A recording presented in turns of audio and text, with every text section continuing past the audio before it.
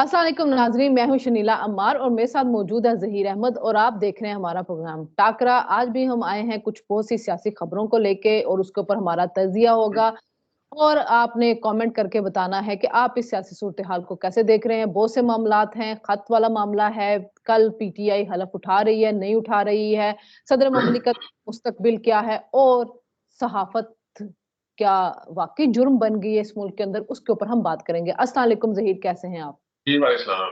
बिल्कुल ठीक ठाक। अच्छा ज़हीर, मैं अभी असद कैसर साहब का एक बयान देख रही थी, वो शायद इमरान खान से मिल के आए हैं, जेल के अंदर कुछ बातचीत हुई है, तो उन्होंने कहा कि हम कल फैसला करेंगे कि हमने हमने नहीं, उन्होंने कहा सुन्नी इत्तेहाद कौंसिल के अरकान ने हलफ लेना है या नहीं लेना, उसका फैसला हम कल करेंगे। दूसरी तरफ ये भी खबर आ रही है कि उन्होंने स्पीकर के लिए जो मुल्तान से आमिर डोगर हैं, उनका नाम शायद फाइनल किया गया है कि वो स्पीकर उनके होंगे। तो अब ये जो मामला है, पहले तो कहते हैं हम पार्लियामेंट में जाएंगे, हम हलफ जरूर लेंगे, हम पार्लियामेंट के अंदर बैठेंगे, हम कोई चीज जगह छोड़ेंगे नहीं खाली। कल हमने पंजाब में भी देखा कि इलेक्शन से वो पीछे हट के चले गए, बड़ा उन्होंने वॉक ओवर दे दिया मरियम नवाज को, आराम सुकून से बाद अपनी सही तकरीर कर ली। अब ये कौमी असम्बली के अंदर कुछ ऐसा मामला दोहराना चाह रहे हैं, वजह क्या है, क्यों नहीं जाना चाह रहे, क्यों नहीं हलफ लेना चाह रहे? अच्छा, बिल्कुल बहुत शुक्रिया आपका। बिल्कुल आमिर डोगर का नाम दिया है और डिप्टी स्पीकर के लिए भी एक का नाम दिया है, और आमिर डोगर साहब पहले इनके चीफ विप भी रहे हैं और अभी भी वो है, और अगर स्पीकर ना बने तो यकीनन वही होंगे पार्लियामेंट के अंदर। हम्म। बड़े फाइन आदमी हैं और बड़े उनका स्टाइल जो है बड़ा धीमा सा, उस तरह के एग्रेसिव नहीं है कि जो उस हवाले से हो। तो ये तो खैर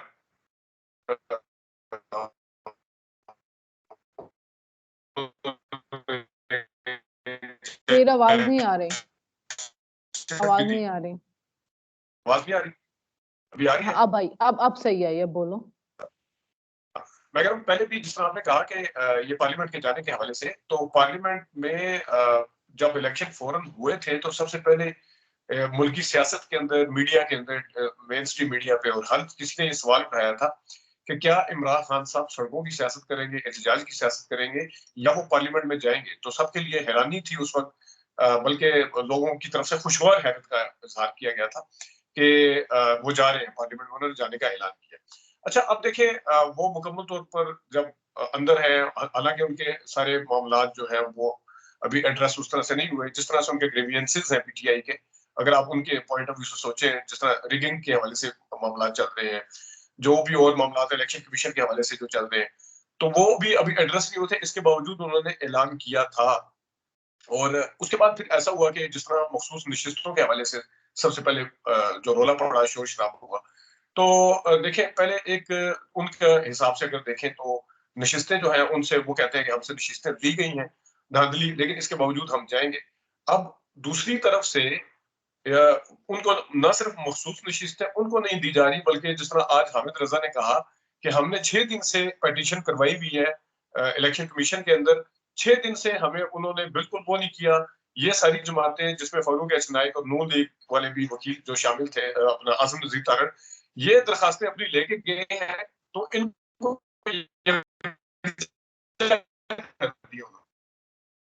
दो हिसाब से, एक हिसाब से कि 6 दिन उनको इंतजार करवाया गया, उनके लिए मखसूस नशिस्तों के लिए उन्होंने दरखास्त देखी थी, तो किसी भी ने उनको उस तरह से एंटरटेन नहीं किया। लेकिन जिस टाइम अब ये सारा इतार पहुंचा है वहां पे, तो अब दो तरह से इस तरह, एक तो ये कि जिस तरह मैंने बताया कि वो 6 दिन तक उन्होंने लटका के रखा। दूसरी जो मैंने फाइडिंग वो ये है कि अगर सुन्नी तार कौंसिल, जिसमें पीटीआई के सारे बैक आजाद उम्मीदवार हैं जो पीटीआई के जीत रहे हैं, अगर वो इस काबिल नहीं है सुन्नी तार कौंसिल के उनको मखसूस नशिस्तें दी जाए, तो शनीला मुझे बताएं वो कौन सा कानून है जिसके तहत ये उन मखसूस नशिस्तों को लेने पहुंच गए वहां पे, जो पीपल्स पार्टी है, नून लीग है और जो दूसरे इनके साथी है, ये कह रहे हैं हमें हिस्सा दे दिया जाए। भाई आपको हिस्सा किस हिसाब से मिल सकता है अगर उनको हिस्सा नहीं मिलेगा?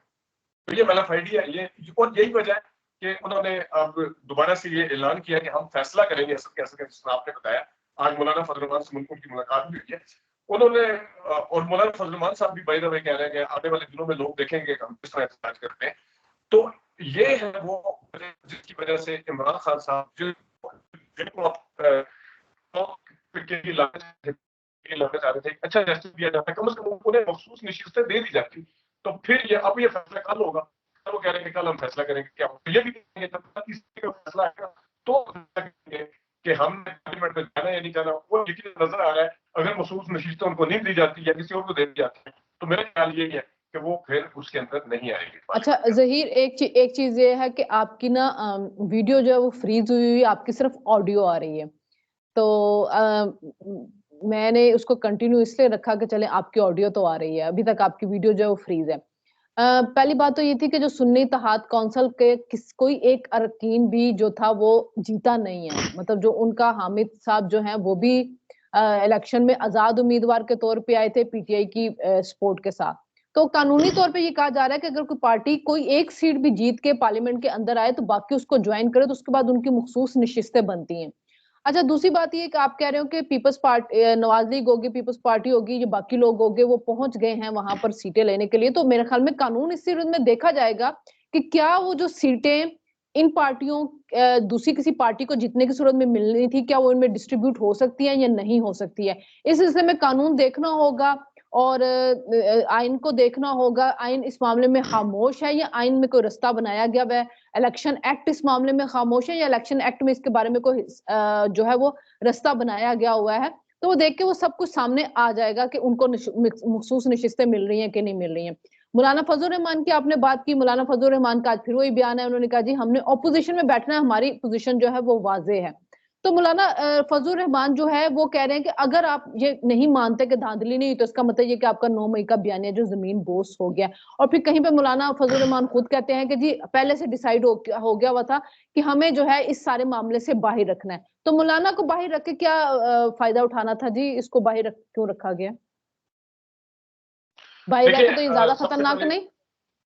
नहीं, जिस तरह आपने, मैं पिछले वाले उस पे आता हूँ, जिस तरह आपने रास्ता बनाने की बात की है, तो इसमें रास्ता जो है वो हमेशा ईसीपी के जरिए या किसी भी कानून के जरिए या जिस पे आइन खामोश हो, रास्ता हमेशा वहां पे बनता हुआ नजर आता है जहां पे पीपल्स पार्टी या नून लीग का फायदा हो रहा होता है।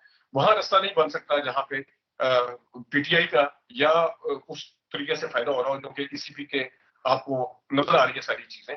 तो रास्ता अगर इस तरह बन जाता है तो इसके ऊपर आप कानूनी तौर पे, कानून तो इसके ऊपर जो कुछ कहता है खामोश है, आपकी अकल क्या कहती है कि जो जो बंदे जीत के आए हैं उनको वो नशिस्तें मिलनी चाहिए।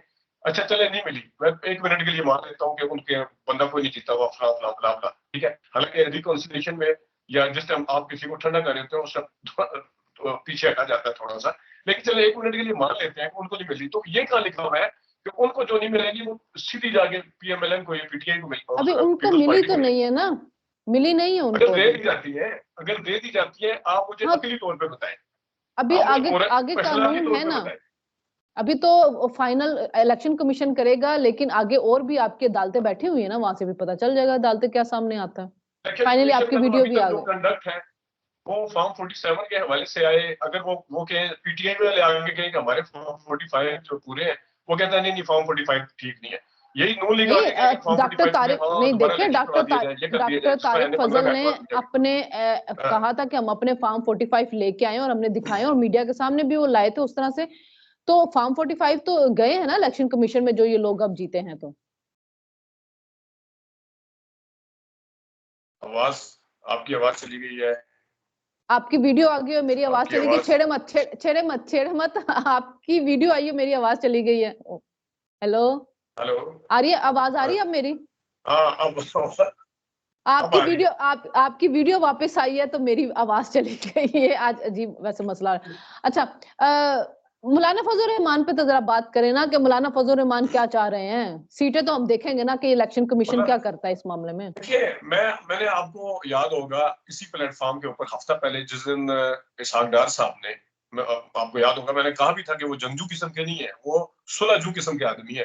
तो इसहाक डार साहब ने जब जब जब ठेंगा निकाल के दिखा दिया था उनको, आगे से कह दिया था अब आप लेट हो गए हैं, तो उनको एडजस्ट करना चाहिए था। आज इसहाक डार साहब ने, पीछे उनके अयाज सादिक साहब खड़े हुए थे, आज उन्होंने कहा कि हम बलूचिस्तान में भी सबको शामिल करेंगे, हमारी सबको दावत है, और 21 अक्टूबर को नवाज शरीफ साहब ने आगे कह दिया। उनका इशारा जमीयतुल इस्लाम की तरफ भी था और शायद उन्होंने नाम भी लिया। तो जो आज आप कर रहे हैं, उस दिन भी अगर आप थोड़ा सा तरीके के साथ इनको एंगेज कर लेते, थोड़ा सा तरीके के साथ इनके साथ वो किया जाता, तो मेरे ख्याल में यह यहाँ तक नौबत नहीं आनी थी। अब मौलाना फजल रहमान साहब को या तो कुछ इस तरह के किसी चीज के अंदर शामिल करना पड़ेगा इन्हें, तो या फिर वो तैयार है क्योंकि मौलाना फजल रहमान साहब आपको पता है वो पीछे हटने वाले नहीं है, वो एहतजाज अच्छा वगैरह का जब उन्हें ज़हीर, यहाँ पे एक और चीज़ भी आ रही है, एमकेएम के साथ भी मामलात अभी तक कोई तय नहीं पाए हैं। एमकेएम की एक ऑडियो लीक आई है जिसमें वो कह रहे हैं कि नवाज लीग हमें मुँह नहीं लगा रही है, पीपल्स पार्टी कह रही है कि इन्होंने कराची में हमारा मैंडेट चोरी किया। तो इस वक़्त 22-23 सीटें एमकेएम की भी, और अगर आपने स्पीकर के इलेक्शन के लिए जाना है तो उससे पहले मामलात तय करने, अगर 29 को हलफ हो जाता है, यकम को या 2 मार्च को जो है वो आप स्पीकर के इलेक्शन के लिए जाते हो और एमकेएम से मामलात तय नहीं पाए होंगे तो अच्छी खासी आपकी सीट्स मारी जाएंगे। हाँ, बिल्कुल, आप इस चीज़ से मैं एग्री करता हूँ। आपको याद है मैंने 3-4 दिन पहले कहा था कि एमक्यूएम की सीट पिछले के मुकाबले में ज़्यादा है 17-18, लेकिन उनका वज़न कम है। उनका मखसूस भी वज़न क्यों मिले ना, कम है? हाँ। क्योंकि पीपल्स पार्टी पीपल्स मिल गए। पार्टी, हाँ, पीपल्स पार्टी और नून लीग एक साथ है, इनका नंबर इतना ज़्यादा है कि इनको किसी इत्तेहादी की ज़रूरत नहीं है उस तरह से, हुँ। ठीक है? एक बात। दूसरा ये है कि ये इंसिस्ट कर रहे हैं कि हमें गवर्नरशिप दी जाए। अच्छा, उसके ऊपर नून लीग इनको एंगेज कर रही है, लेकिन अभी तक कोई उस तरह की श्योरिटी नहीं दी गई है। हालाँकि ये आया था कि पीपल्स पार्टी ने तरीके से पीछे हट के ये साबित करने की कोशिश किया कि आप खुद ही डील कर लें उसको। लेकिन मैं यहाँ पे बताऊँ, एमक्यूएम और फजलुर रहमान को 2 डिफरेंट तरीके से ट्रीट किया जाए। अगरचे एमक्यूएम की सीटें ज़्यादा हैं, वो उनका वज़न फिर भी कम है, ठीक है। लेकिन एमक्यूएम के अंदर इतनी स्ट्रीट पावर नहीं है कि वो पूरे पाकिस्तान के अंदर और ज़्यादा से ज़्यादा कराची, अब तो कराची के अंदर भी उनका वो वाला सिक्का नहीं रहा। तो वो कराची के अंदर भी एहतजाज नहीं कर सकते अगर कोई हुकूमत में शामिल नहीं होते। जबकि फजलुर रहमान साहब का वोट बैंक जो है, वो मदरसे का जो वोट बैंक है, जो दूसरा मज़हबी जो कल्ट है उनकी तरफ से, वो बड़ा तंग कर सकता है। अगरचे उनकी सीटें नहीं हैं, लेकिन उनका वज़न ज़्यादा है। तो उनका अच्छा। वज़न इस पॉइंट ऑफ व्यू से ज़्यादा है कि वो कोई न कहीं न कहीं मसला खड़ा कर सकते हैं। अच्छा, अब हम 2 टॉपिक जल्दी-जल्दी उन पे बात कर लेते हैं। एक तो जी सदर ममलिकत साहब क्या चाह रहे हैं? उन्होंने समरी पे साइन नहीं किए, लेकिन सुना ये जा रहा है कि यकम मार्च से सदारती इलेक्शन जो है उसका शेड्यूल दे दिया जाएगा। तो इसका मतलब ये है कि ये तो बड़ी जल्दी बस सदर साहब जो हैं वो जाने वाले हैं इस पे।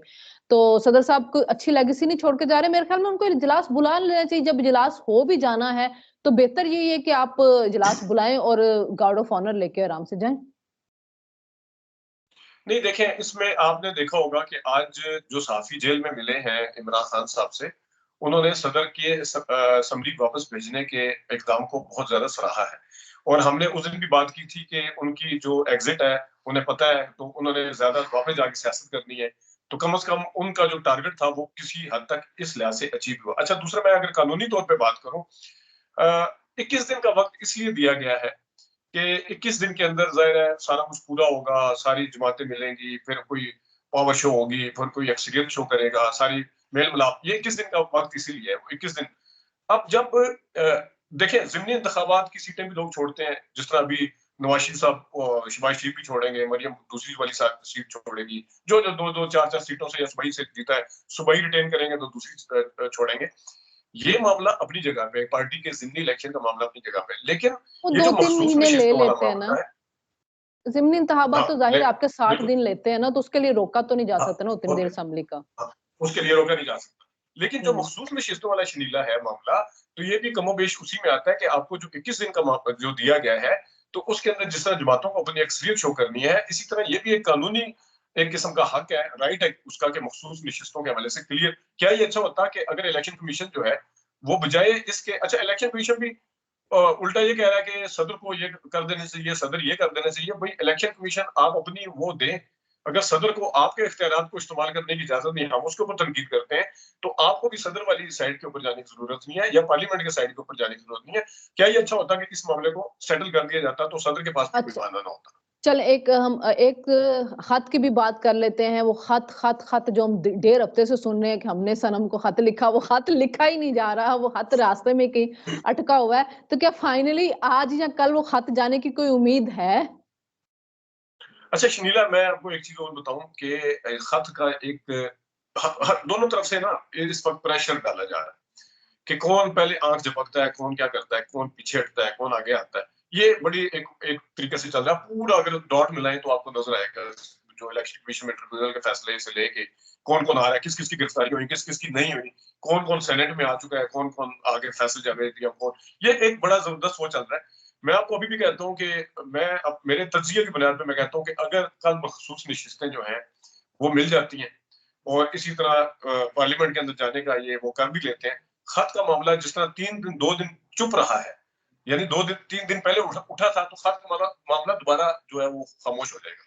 तो ये अच्छा, दोनों तरफ से हो रहा है। और मैं आपको ये भी बताऊंगा, अगर मकसूद नशीस्तें नहीं मिलती तो लेकिन ये वाला खदशा तो लेकिन है कि असद कैसर लेकिन साहब ने जिस तरह उसमें कहा है कि हम अच्छा, पार्लियामेंट के लेकिन अंदर। उसमें जितने भी इकोनॉमिस्ट है ना, वो सारे कह रहे हैं कि इनके खत लिखने से कोई फर्क नहीं पड़ेगा, क्योंकि वो जो नहीं, वो आईएमएफ तो है ठीक उन्होंने है। उनको देखिए, उस वक्त जब हाँ, इसके ऊपर निगरान भी एक सवाल हुकूमत है थी ना। ना, उस वक्त उनको हाँ, जरूरत थी उस नहीं, शॉर्ट इसके टर्म इसके एग्रीमेंट के लिए ऊपर कि एक कौन सी सवाल भी है। हुकूमत आ सकती है, लेकिन अब उनको जरूरत नहीं है ऑपोजिशन के। ये मैं बिल्कुल आपको आप सही कह रही हैं। वो जो सेनेटर थी उसने भी कहा कि अंदरूनी मामला है पॉलिटिकल। फिर हाँ, हुसैन हक्कानी ने भी आगे कहा कि खत से कोई मसला नहीं होगा। लेकिन यहाँ पे भी एक वो है कि पॉइंट स्कोरिंग फिर किस हद तक होती है कि एक तरफ तो खत लिखने से कोई मामला नहीं हो रहा, दूसरी तरफ जनाब कुछ मखसूस सहाफी और जो पीएमएलएन और पीपल्स पार्टी, उनकी नजर में इमरान खान साहब से बड़ा गद्दार कोई नहीं है कि मुल्क के लिए तबाही लेके आ रहा है कि खत लिखने के नजर में। वो तो वो वो, जब उस खत वो से होना कुछ नहीं है तो फिर ये इस चीज की पॉइंट स्कोरिंग करने की क्या जरूरत सियासत है ना, सियासत है ना। अगर इमरान खान सियासत कर रहा है तो वो भी करेंगे ना, फिर उन्होंने भी तो ये सियासत करनी है अपनी। अच्छा, दूसरी हम फटाफट रैप अप करें। असद तूर जो है कल वो एफआईए में गए, एफआईए वालों ने उनको डिटेन रखा, फिर उसके बाद आ गया कि जिनको गिरफ्तार कर लिया गया, आज वो अदालत में पेश हुए तो 5 दिन का उनका जिस्मानी रिमांड दे दिया गया। देखिए, असद तूर की सहाफत से आपको भी इख्तलाफ हो सकता है या नहीं हो सकता, मुझे इख्तलाफ हो सकता है या नहीं हो सकता, लेकिन एक बात यह है कि इस मुल्क में इससे ज्यादा मिस इन्फॉर्मेशन फैलाई गई हुई है। बहुत बहुत ज्यादा मिस इन्फॉर्मेशन फैला के लोगों की जानों को खतरे में डाला गया है। असद तूर ने अगर जराये के जरिए कुछ खबरें दी कि चीफ जस्टिस के ऊपर इल्जाम लगा दिया कि जी इनकी मुलाकात हुई, या ज्वाइंट चीफ ऑफ स्टाफ का लगाया कि इमरान खान से मिलने गए जबकि वो मुल्क से बाहर थे, फिर भी असद तूर जो है वो जब कॉपरेट कर रहे हैं, वो एफआईए के पास जा रहे हैं, तो गिरफ्तारी बनती नहीं थी। आप मुकदमा बनाएं, आप अदालत में लेके जाएं, अगर अदालत उसके ऊपर समझती है कि असद जो है उसने मिस इन्फॉर्मेशन फैलाई है, डिस इन्फॉर्मेशन फैलाई है। एक तो हमारे मुल्क में हत्या के इज्जत का कानून बड़ा है ही नहीं, अगर है भी तो बड़ा लंबा लंबा चलता है। यही बहुत से चैनलों को हमने लंदन की अदालतों में हारते हुए देखा जो यहाँ पे झूठ खबरें देते हैं। तो मेरे हमें गिरफ्तारी बनती नहीं थी। 78 ईयर्स की उसकी बेचारी की वालदा उसके साथ रह रही है, जिसको अभी किसी रिश्तेदार के पास छोड़ा जा रहा है। तो मेरा अपना ख्याल है कि असद की अगर आपको लग रहा है कि फेक न्यूज फैला रहा है, प्रोपेगेंडा फैला रहा है, लेकिन वो आपके साथ कॉपरेट कर रहा है, वो आपके पास आ रहा है, गिरफ्तारी नहीं बनती थी। आप मुकदमा बनाएं, आप अदालत में लेके जाएं। अगर अदालत समझती है कि जी ये फेक इंफॉर्मेशन है, किसी की हद तक इज्जत हुई है, तो अदालत अपना रास्ता बनाए, पहले उसको गिरफ्तार करने की तुक क्या है? बिल्कुल, ये मैं आपसे 100% एग्री करता हूँ कि ए असद ने खुद जाके वहां पे रहे। उस दिन 8 हाँ, घंटे तक उनको रखा गया। तो बाद में जो है फिर उनको दोबारा बुलाया गया, दोबारा फिर शाम के 4:30 बजे के बाद जाके ये ऐलान कर दिया गया कि उनको गिरफ्तार कर लिया गया। तो जो तहकीकात करनी है, जब एक बंदा खुद आ रहा है आपके पास, आ रहा है, तो हाँ उसमें जी। मुझे तो ना तो रिमांड की समझ आती है इस तरह की, और ना उस तरह वो समझ आता है। अच्छा, जो जहां तक डिस इन्फॉर्मेशन या मिस इन्फॉर्मेशन की बात है, तो वहां पे हमारे यहाँ सहाफत में बल्कि दुनिया भर में ऐसा होता है कि सोर्सेज को लेके या सोर्सेज के पॉइंट ऑफ व्यू से खबरें दी जाती हैं और उसके हवाले से बात भी की जाती है। एक बात यह है कि जिस वक्त वो साकिब निसार के खिलाफ बात करते थे, उनके हवाले से कुछ चीजें निकाल के लाते थे। वो जब जनरल फैज के हवाले से बात करते थे तो उनके हवाले से कुछ चीजें लेके आते थे। वो जब गुलजार के या मुज़ाहिर अली अकबर नकवी के हवाले से बात करते थे, इसी लहजे में बात करते थे, तो किसी को कोई मसला नहीं था। बल्कि आपको याद होगा कि जिन नहीं, दिनों में इनको असद तूर पे पहले भी एफआईआर कटती रही हुई है, इमरान खान दौर में भी करती ये रही। पहली दफा उनके नहीं, साथ नहीं लेकिन हुआ। मसला हाँ, इन गिरफ्तारी द पहली सेंस कि दफा जिस हुई है। तरह, हाँ, जिस तरह इन द सेंस। अच्छा, जब इनको उठा लिया गया था, मारा गया था इधर इनके मारा फ्लैट के गया ऊपर था, आके, हाँ। तो आपको याद है कि उन दिनों में भी इसी किस्म के इल्जामात थे। लेकिन उन दिनों में क्योंकि इमरान खान की हुकूमत थी, उनको टारगेट करना मकसूद था, तो उस हवाले उस से वक्त इमरान खान को इस्टेब्लिशमेंट पे ये, ज्यादा इल्जाम हाँ, लगाए मैं थे, वही कह बिल्कुल। रहा हूँ ना। अच्छा, उस हम्म। जमाने में मरियम नवाज शरीफ साहबा ना सिर्फ वहां पे उनके घर गई, मौलाना फजल रहमान साहब और शहबाज शरीफ साहब और बिलावल भुट्टो साहब ना सिर्फ उनके घर गए, सारे गए थे। बल्कि इनकी चीजों को रिपोस्ट, जिसे कहते हैं, उस टाइम रीट्वीट कहते थे, रीट्वीट किया करते थे। अब वो उनको चीजें पसंद नहीं आती इस टाइम पे, क्योंकि उनको सूट नहीं करता। अब उन्होंने भी इससे डिस्टेंस किया हुआ है। वो अब कोई भी आपको बात करता हो, सिर्फ साफी नजर आएंगे। आप बात कर रही है, मैं बात कर रहा हूँ, सिर्फ आपको साफी नजर आएंगे। सियासी जमातों को इस टाइम अच्छा, सूट नहीं करता। जहीर, सारे सहाफी भी उसके हक में बात नहीं कर रहे हैं। और दूसरी बात मैं ये कहना हाँ, चाह रही थी कि असद तूर के लिए फिर सहाफ़ी बात कर रहे हैं, ये आज प्रोटेस्ट भी हुआ इस्लामाबाद क्लब के भाई, इमरान रियाज के लिए कोई सहाफ़ी ट्वीट नहीं कर रहा, इमरान रियाज के लिए पीटीआई वाले भी बात नहीं कर रहे हैं। तो मेरा ख्याल में सहाफ़त देखिए हम दोनों ने जब ये शुरू किया था तो हमने पहले दिन एक बात की थी कि हमने कोई मिस इन्फॉर्मेशन या डिसइन्फॉर्मेशन नहीं देनी। अगर हमने कोई न्यूज़ दे भी दी और बाद में सही नहीं निकले तो हम आके यहाँ पे अपने आप को करेक्ट करेंगे। तो मेरे ख्याल में टाइम है कि थोड़ा-सा अपनी रिपोर्टिंग को सहाफ़ी भी अब बेहतर कर लें। अगर आपके पास बिल्कुल कन्फर्म न्यूज़ हो तो फिर किसी के ऊपर इतने बड़े-बड़े इल्ज़ामात लगाने चाहिए, सोर्सेज़ को करके इतने बड़े इल्ज़ामात पे नहीं जाना चाहिए। मेरे ख़्याल में आपको भी जाना है और हमारा प्रोग्राम का भी टाइम हो रहा है। कल हम इस पे फिर कंटिन्यू करेंगे, असदुर वाले मामले पे भी बात करेंगे और म कल होस असेंबली के इजलास की क्या सूरत-ए-हाल बनती है उसके ऊपर भी हम बात करेंगे। हमें इजाज़त दीजिए, अल्लाह हाफ़िज़।